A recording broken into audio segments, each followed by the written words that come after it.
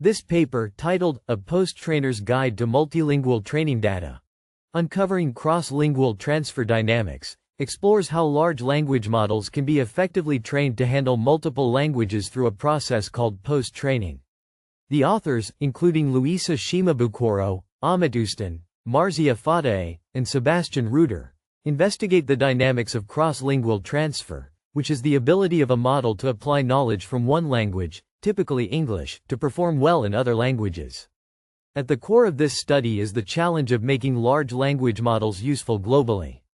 These models are fine-tuned on multilingual data to follow instructions and complete tasks across different languages.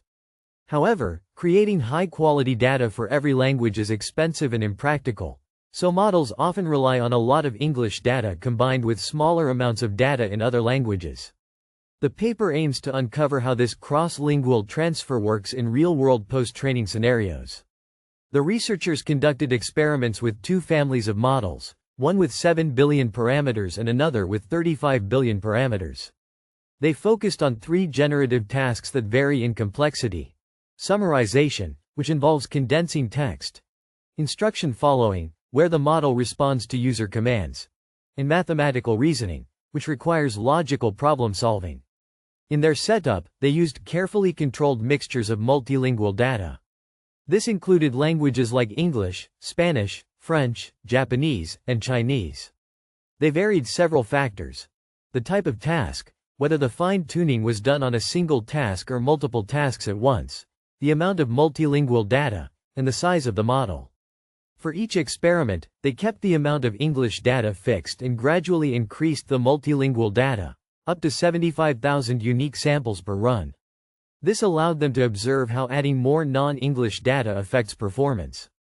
They also compared single-task training, where the model focuses on one task, with multitask training, where it handles several tasks simultaneously.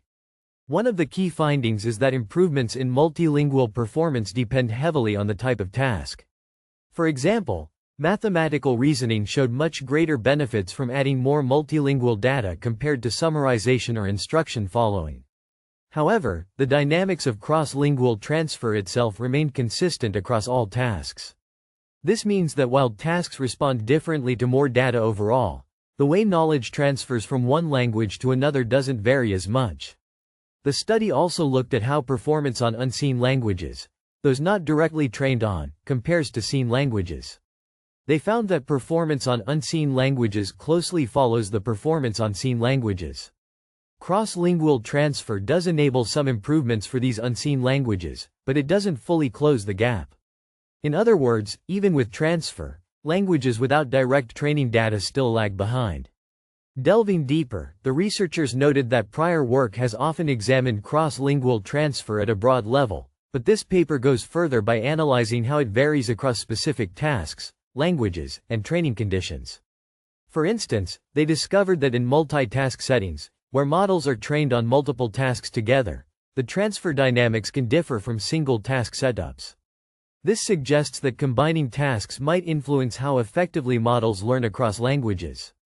Across their experiments, they tested 12 languages and found that no single factor, like model size or data amount, can fully explain cross-lingual transfer. Instead, it's the combination of factors, such as task type, training method, and data mixture, that determines outcomes. For example, larger models like the 35 billion parameter ones generally performed better, but the benefits of adding multilingual data were more pronounced in certain tasks. The paper highlights that to achieve effective cross-lingual transfer in practice, it's essential to carefully design training setups. This might involve prioritizing certain languages or tasks based on their complexity and the availability of data.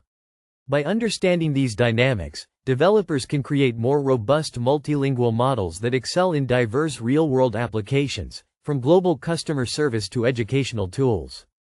In summary of their results, the authors emphasize that while cross-lingual transfer is a powerful mechanism, it's not a one-size-fits-all solution.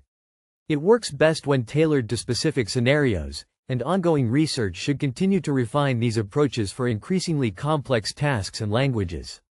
This work builds on previous studies by using larger models, more data, and a broader range of tasks, providing a more comprehensive guide for post-training multilingual language models.